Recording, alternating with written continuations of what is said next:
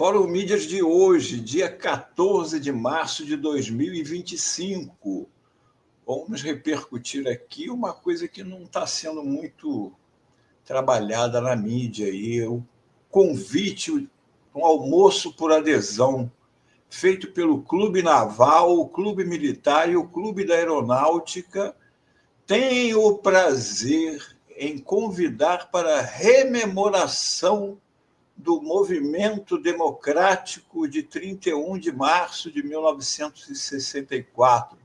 Será um almoço por adesão para comemorar os 61 anos desse evento histórico.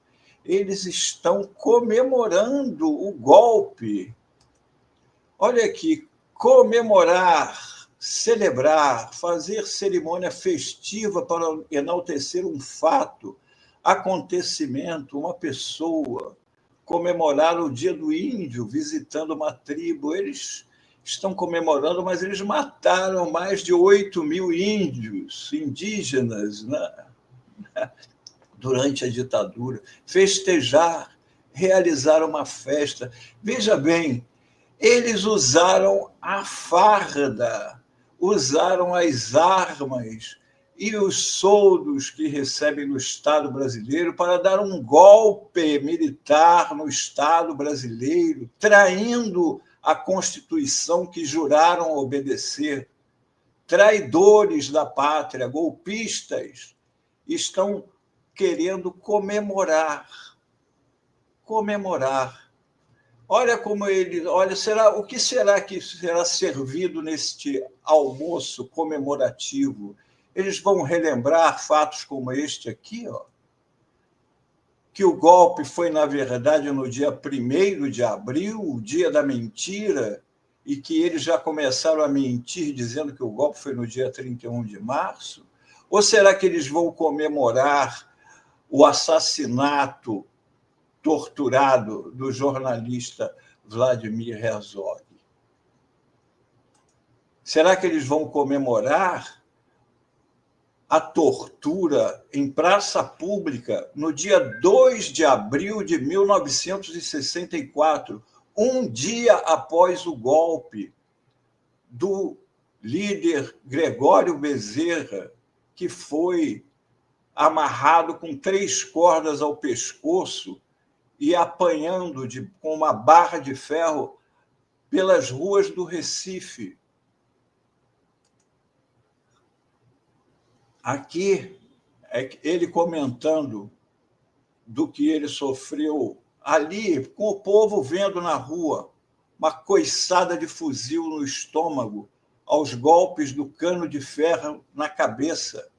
Ele teve os pés mergulhados em ácido de bateria de carro.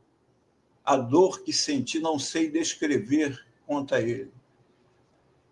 Eles fizeram um serviço não apenas na agressão covarde ao Gregório Bezerra, como apagaram as fotos. A única foto que restou de tudo aquilo foi esta daqui, que alguém conseguiu arquivar, porque senão isso aqui nem teria,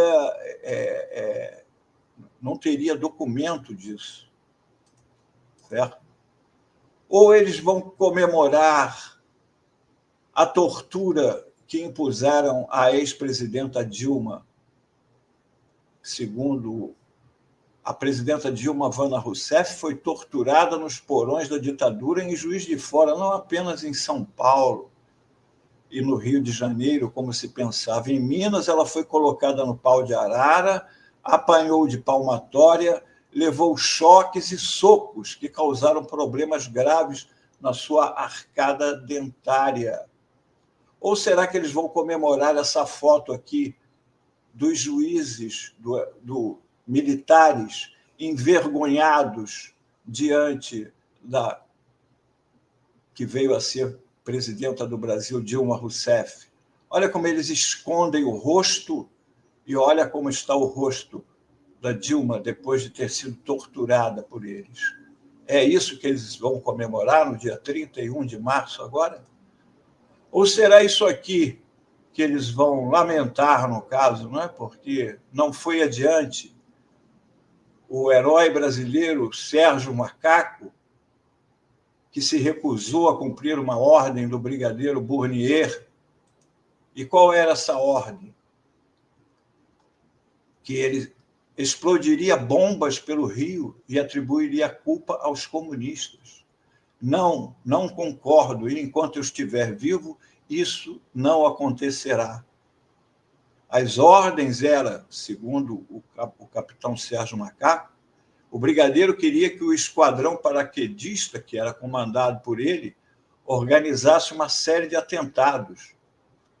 Bombas em alvos específicos, como lojas, agências bancárias e a sede da Embaixada Americana, que tinha uma lista de 40 personalidades de oposição que deveriam ser sequestradas e lançadas de avião no meio do oceano. Entre os nomes, o cardeal Dom Helder Câmara, o ex-presidente Juscelino Kubitschek e o ex-governador da Guanabara, Carlos Lacerda. Por fim, o plano ainda incluía a explosão do hoje desativado gasômetro do Rio, na época fornecedor de gás para a cidade, e da represa de Ribeirão das Lajes. E isso seria feito na hora do rush, o que causaria a morte de pelo menos 10 mil pessoas. Algumas estimativas calculam 10 vezes mais. Para vocês terem uma ideia, essas duas estruturas aqui à esquerda são ao gasômetro, era um gás que abastecia a cidade. Isso aqui é na entrada do Rio de Janeiro, no centro do Rio de Janeiro.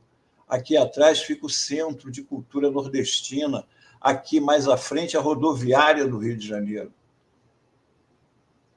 E o capitão Sérgio não se recusou a cumprir a ordem. Ou será que eles vão comemorar isso aqui, a Comissão da Verdade? Ao menos 8,3 mil indígenas foram mortos na ditadura.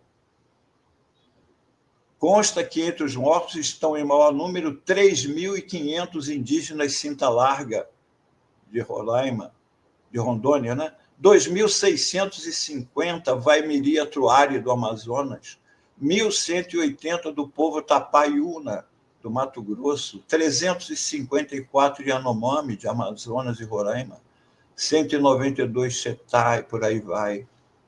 O relatório afirma que o número real de indígenas mortos no período pode ser maior, deve ser exponencialmente maior, uma vez que apenas uma parcela muito restrita dos povos indígenas afetados foi analisada e que há casos em que a quantidade de mortos é alta o bastante para desencorajar estimativas. Ou será que eles vão comemorar o herói do Bolsonaro, o herói do general Hamilton Mourão e de muitos dos militares? O torturador reconhecido pela Justiça Brilhante Ustra, em decisão inédita, o Tribunal de Justiça de São Paulo reconheceu ontem o coronel reformado Carlos Alberto Brilhante Ustra como torturador de presos políticos durante a ditadura. Ustra comandou o Destacamento de Operação de Informações, DOI-CODE, principal centro da repressão em São Paulo. Ontem, a primeira Câmara do Direito Privado do Tribunal de Justiça julgou um recurso de Ustra contra a sentença, na qual foi reconhecido como torturador e manteve a decisão. Na fase mais violenta da ditadura militar brasileira, quando não mais restavam técnicas de tortura para arrancar delação de suas vítimas, os torturadores recorriam ao último expediente: usar os filhos dos presos políticos, fossem eles crianças ou mesmo bebês, na última tentativa para obter informações. Ou então... Belo, eu vi que você está mencionando aqui, na caso da Amelinha Teles. Amelinha Teles, eu entrevistei os dois filhos, o Edson e a Janaína, e aí os dois confirmaram isso que você está narrando. O Edson tinha 5, Janaína 4, a turma do Ustra, do qual o Bolsonaro é o grande fã, levou Edson e... Primeiro que eles sumiram, eles ficaram em alguma casa, eles imaginam que os pais estavam presos, que eles ficaram numa casa com os militares. E aí levaram ao centro de tortura e mostraram às crianças a Amelinha, que estava toda machucada, ensanguentada, e ela se abraçou aos filhos. Olha do que esses caras são capazes. Imagine isso na cabeça de uma criança e da mãe. Qual era o objetivo, Melo? Olha, conta tudo, senão a gente vai dar fim nos seus filhos. Era esse o objetivo. E aqui, ó, como ela afirmou a comissão de verdade, a Amelinha. Minha filha perguntava, mãe, por que você ficou azul e o pai verde? Tortura. E este homem é o herói. Isto é a ditadura militar que as pessoas querem, que muitos querem de volta. E isso é o que eles vão comemorar no dia 31 de março, que é um almoço de adesão comemorativo. Temos aqui o Stuart Angel, irmão da jornalista Hildegard Angel. Ele foi preso, espancado e amarrado em um jipe militar com a boca próxima ao cano de descarga e arrastado pelo pátio da unidade militar, inalando gás carbônico. E, evidentemente, morreu. O corpo de Stuart nunca foi localizado. Aqui, a mãe dele e da Hildegard Angel, as estilistas Zuzu Angel, que, como Eunice Paiva, andava pelos corredores de Brasília usando de toda a influência que podia para saber do filho ou, ao menos, recuperar o corpo do filho. E o que aconteceu com ela?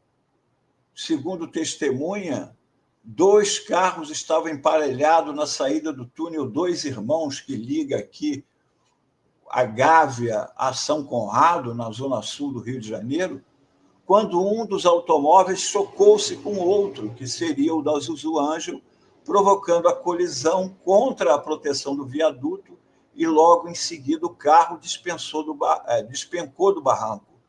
A morte de Zuzu Angel foi considerada responsabilidade do Estado brasileiro, uma das principais informações recolhidas pela Comissão Nacional da Verdade sobre o caso está no depoimento do ex-delegado do DOPS, Cláudio Guerra, no qual o agente identificou a presença em uma fotografia feita logo após o acidente do coronel do Exército Fredi Perdigão Pereira, e afirmou ter ouvido do próprio Perdigão que ele havia participado do atentado que vitimou Zuzu Angel. E aqui temos o outro caso parecido, que é o do deputado Rubens Paiva, que foi sequestrado pela ditadura, torturado e desaparecido. A história que foi tão bem contada no filme, premiado com o Oscar, Ainda Estou Aqui. E que nós estamos, né, lembrando agora, nós temos a nossa lembrança, né, do que foi a ditadura militar, esse período, como diz o José Haroldo dos Santos Silva aqui, um período insano, e que muita gente quer comemorar, veja bem, comemorar. Agora, já há data para julgamento de Bolsonaro se tornar réu, mais um dos que comemoram a ditadura. O ministro Cristiano Zanin, que preside a primeira turma, agendou para o dia 25 de março. Agora começa o julgamento que pode tornar réu não apenas ele, como o general Walter Braga Neto, o general Augusto Heleno, o almirante Almir Garnier, ex-comandante da Marinha, o ex-comandante do Exército e ex-ministro da Defesa, general do Exército Paulo Sérgio Nogueira, e o delator e ex-ajudante de ordens major, tenente-coronel Mauro Cid, além do Alexandre Ramagem e do Anderson Torres. Todos eles vão começar a ser julgados agora no próximo dia 25 de março. Isso as pessoas têm que se lembrar, que muito do que acontece hoje é porque houve uma anistia e os crimes impunes continuam gerando novos crimes.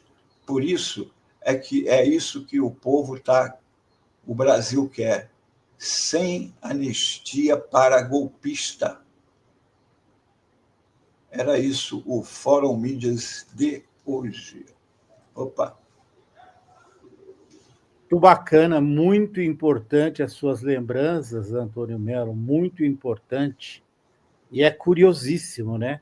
Você faz esse Fórum Mídias. Aliás, gente, a partir das 14h, o corte do Fórum Mídias vai ao ar. E enquanto você falava, né? A gente teve acesso aqui à última postagem do Jair Bolsonaro, reagindo, viu, Melo? Reagindo, dizendo, mais uma vez, ele se comparando ao Trump, viu, Melo?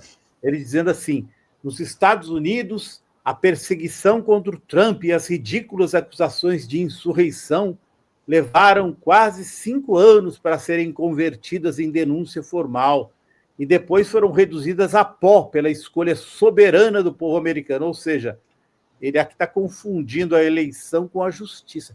Tudo ocorreu na primeira instância. Tá? Ele se comparando. Aí, lá embaixo, aí ele faz uma série de ataques à justiça brasileira, dizendo assim, que ela é uma das mais lentas do mundo, que custa caro, que não é, só supera a Venezuela em imparcialidade, mas que agora parece que o devido processo legal, diz o Bolsonaro, está funcionando na velocidade da luz. E o processo, o caso contra ele está indo em julgamento em apenas 1 ano e 1 mês. É impressionante. Aí chorou o Bolsonaro se comparando ao Trump. Mais uma vez, Melo. Ele quer a impunidade que o Trump conseguiu, né? Exatamente. Ele quer ser julgado nas urnas pelo povo e não na justiça pelos crimes que ele cometeu. Ele, ainda bem, como ele diz, está sendo na velocidade da luz para combater as trevas. É isso aí. Sem anistia para os golpistas, que eles sejam julgados e, se considerados culpados, condenados e paguem prisão. Inclusive casos que agora vão voltar a julgamento, como o dos militares envolvidos com os desaparecidos políticos, porque é um crime covarde. Você tortura, você mata, desaparece com o corpo, ou seja, você continua torturando a família que não tem notícia, você sabe que está morto, mas você sempre tem aquela esperança. Enquanto você não vê o corpo, a pessoa vai viver com aquela esperança de que a pessoa pode surgir a qualquer momento. Você já imaginou a dor de uma mãe ou da Eunice, no caso do pai da família, deixou os filhos pequenos, querendo uma resposta e as pessoas mentindo. Ele está ali, ele fugiu, ele isso e aquilo. Quando estava morto desde o primeiro dia, já foi morto no primeiro dia.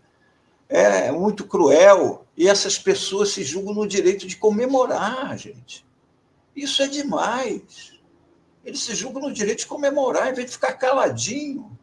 Mas não, nós vamos comemorar o movimento democrático. Como que é democrático um militar dar um golpe de Estado? Isso é democracia onde?